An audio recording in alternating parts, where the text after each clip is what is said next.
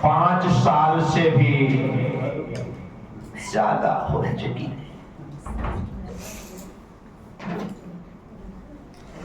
School जाने का समय आ गया है, पढ़ाई का समय प्रारंभ होने का।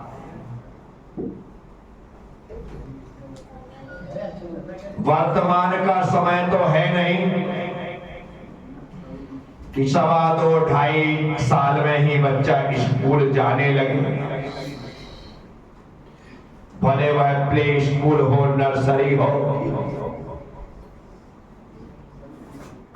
पहले के समय में नर्सरी से पौधा ला करके घर में लगाते थे, आज घर के पौधे को नर्सरी भेज देते हैं।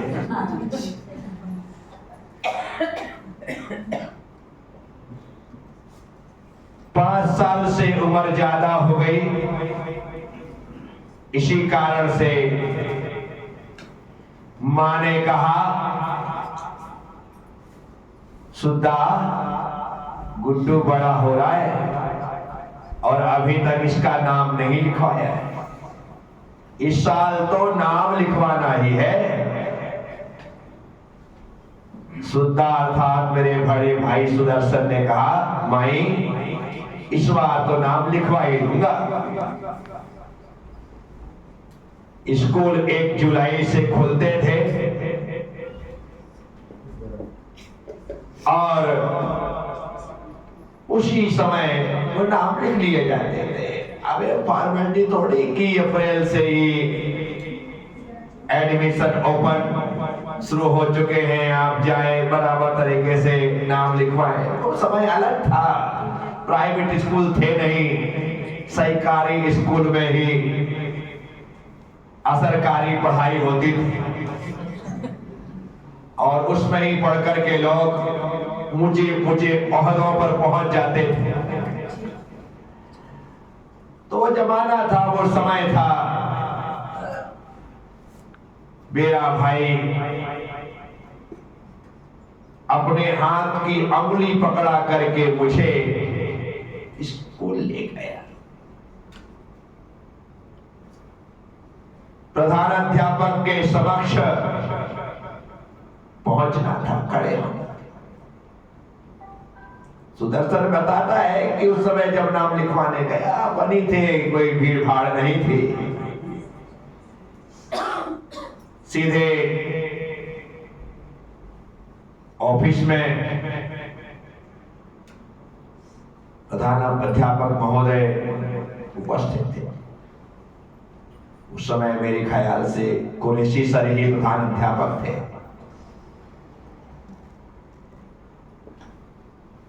सुदर्शन ने कहा कि सर मेरा छोटा भाई, इसका नाम लिखना है। सर ने कहा रुको। 2 मिनट उन्होंने रोका, वो अपने चेयर पर बैठे, मुझे ऊपर से नीचे तक देखा। हाइट मेरी छोटी थी, ये तो दीक्षा के बाद मैं एकदम से बढ़ गया। दीक्षा तक भी मेरी हाइट छोटी थी।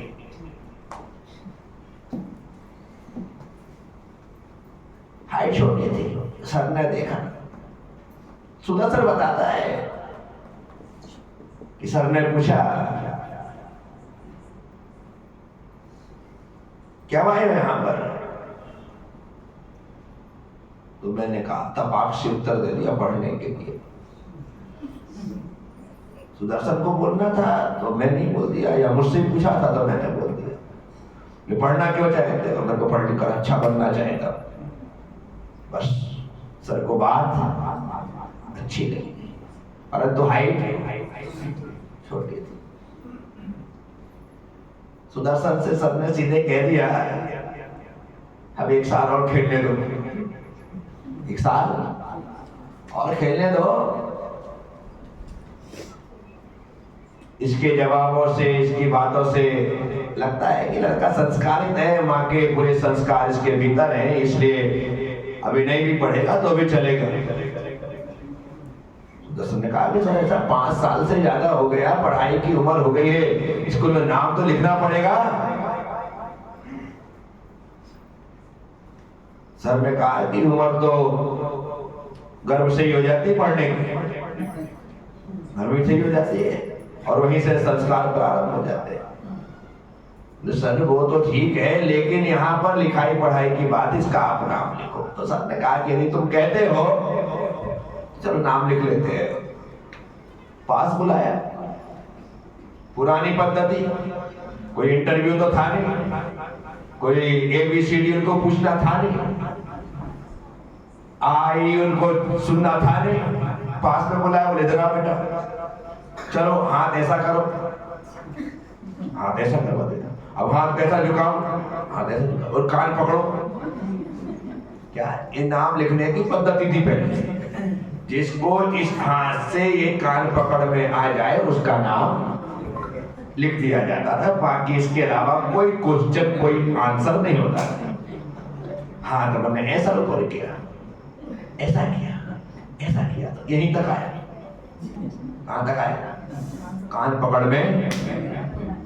कान पकड़ में नहीं आया तो सीधे सीधे कुरैशी सर ने कह दिया ले जाओ अगले साल लाना।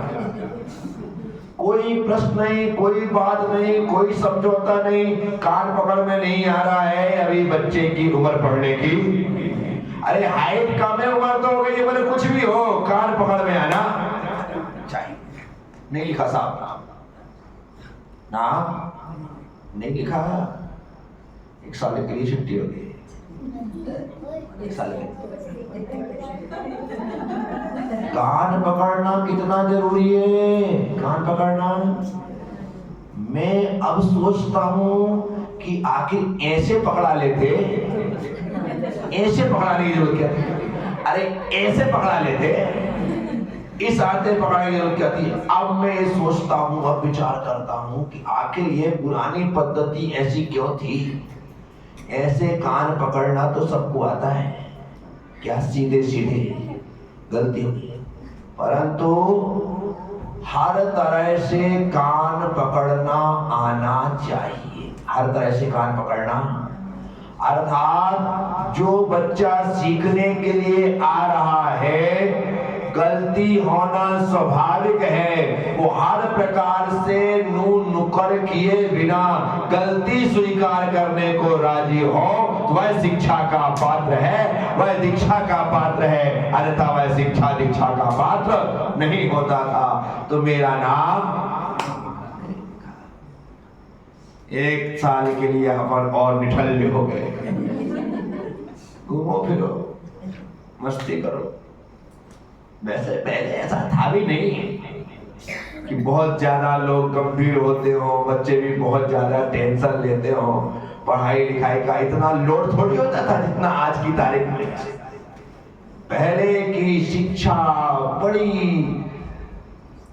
सरलता के साथ दी जाती थी।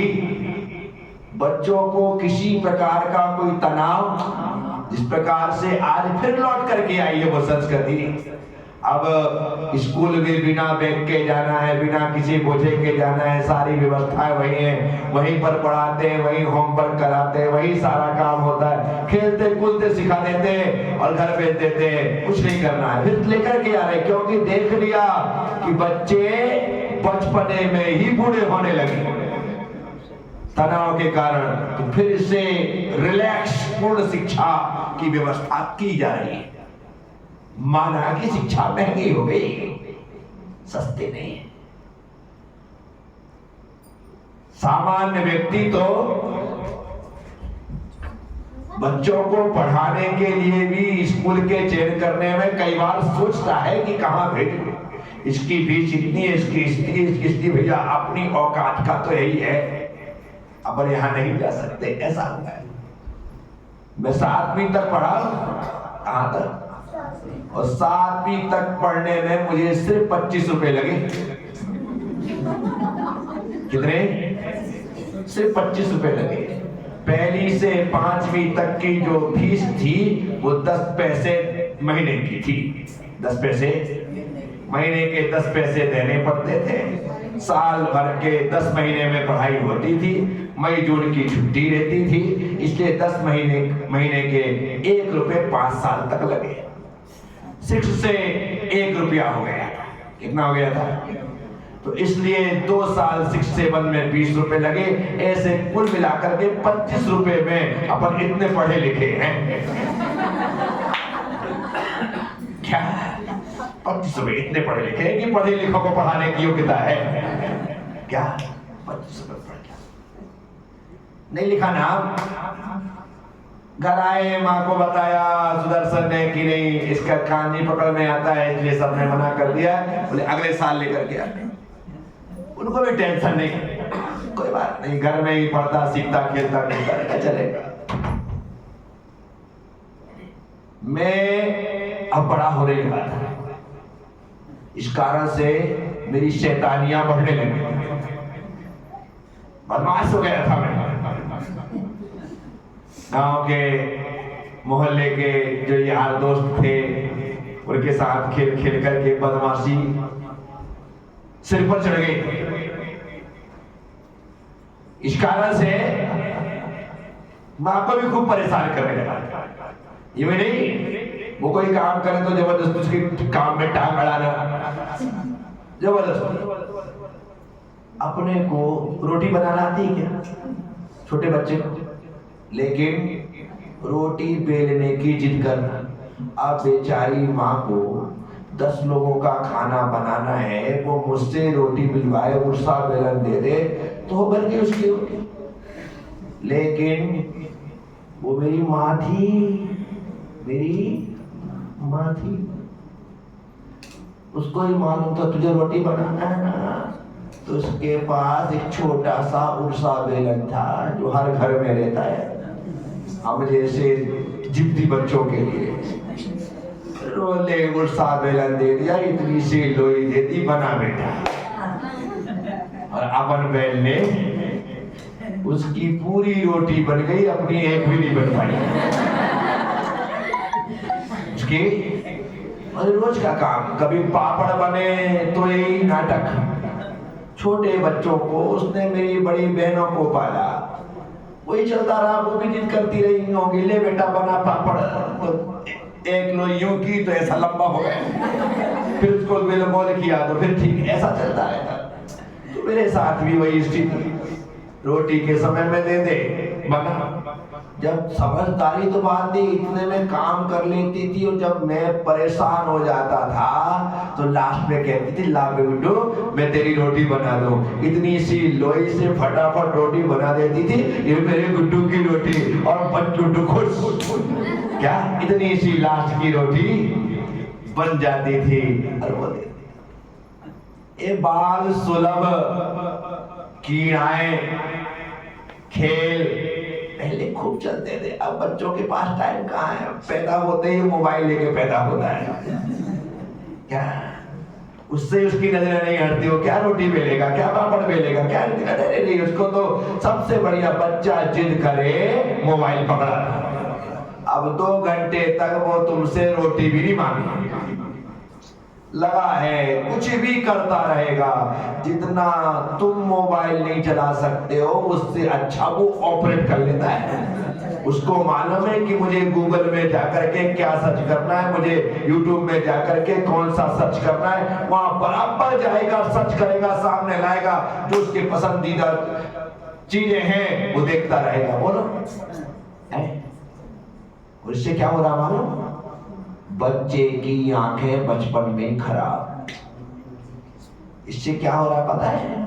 बच्चे के कान बचपन में ही खराब, बच्चे का दिमाग बचपन में ही खराब। ये ऐसी रेज उससे निकल रही है कि कान, आंख, दिमाग, इन पर सीधा इफेक्ट हो रहा है, सीधा। यही परात्मा करते हैं सारे के सारे। इसी कारण से आप देखना छोटे छोटे बच्चों को चश्मा सामान्य सी बात हो गई, बच्चों के बालों का पकना सामान्य सी बात हो गई। ये सारे ऐसे ढीले तंतु हो चुके हैं कि 8 साल 9 साल 10 साल के बच्चों के सिर पर सफेद बाल दिखाई देने लगे साहब। बड़े तो ठीक छोड़िए, क्या हुआ? ये सब कारण है साथियों। कि हम बच्चों का मन नहीं बहला रहे हैं, बच्चों की हरकतों से घबरा करके, बच्चों से तंग आकर के मोबाइल पकड़ा करके हमें लगता है कि चलो ये उलझा रहेगा, हमें शांति मिली। ये आज शांति लग रही है पर कल की अशांति का कारण बनेगी, इस बात का ध्यान रखना। बच्चों को खुद खिलाओ, खुद उनके साथ खेलो, मिट्टी में खेलने दो। जितना वो मिट्टी में धूल में खेलेगा, गंदा होने दो, कोई तकलीफ नहीं है। सामने एक साथ टहला देना, पहुंच देना, चलेगा। लेकिन मिट्टी में खेलेगा तो मिट्टी उसके लिए जीवनदायिनी है। स्वस्थ तंदुरुस्त रहेगा, मजबूत बनेगा, आंखों की रोशनी बढ़ेगी, कानों की समझने की शक्ति बढ़ेगी, मन में सोचने समझने की ताकत बढ़ेगी। ये मिट्टी इतना काम करती। लेकिन हम बच्चे को पलंग से नीचे नहीं उतरने देना चाहिए। अरे निकलता है, अरे ठीक है, बोल रहे तुम माँ हो ना, तुम माँ हो ना, तो वो भी धरती माँ है। थोड़ी देर बच्चे को अपनी धरती माँ की गोद में भी खेलने दिया करो, उसे मिट्टी से नफरत हो जाने दिया करो। तब उसमें जो जमीन के प्रति, भूमि के प्रति, मातृभूमि के प्रति जो भावना जागृत होगी, वो बात अलग अनूठी अनूठी। इसलिए इधर हो जी। तो हमने उस समय जन्म लिया जब सभी लोग जमीन से जुड़े हुए थे।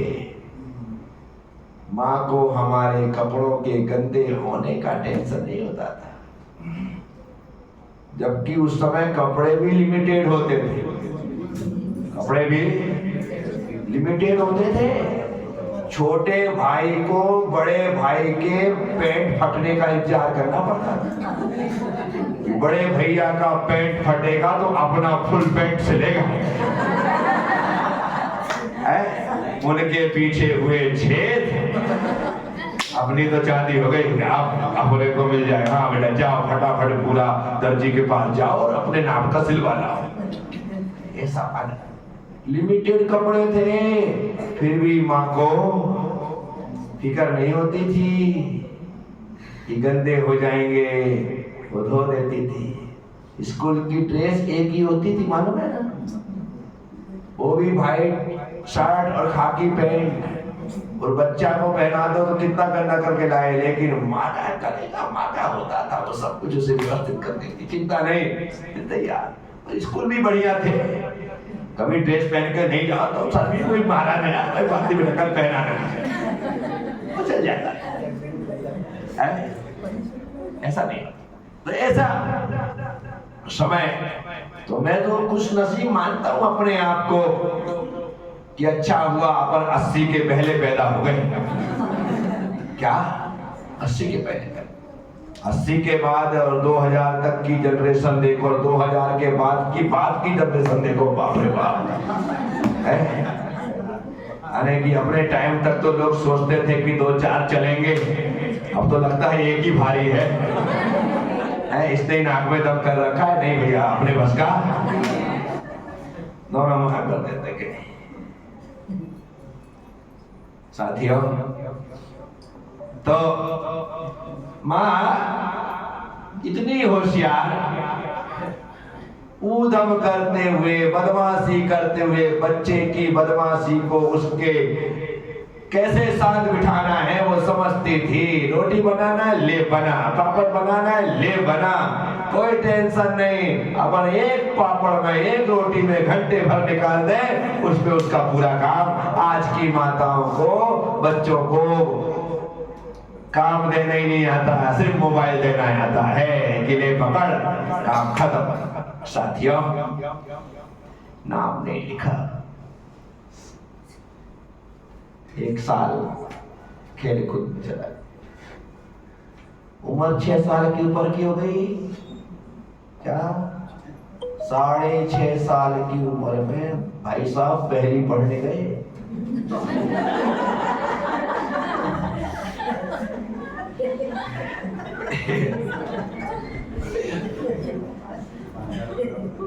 क्या 1 जुलाई 1978, 1 जुलाई 1978 को हमारे भाई साहब सुदर्शन जी फिर से स्कूल नाम लिखवाने पहुंचे।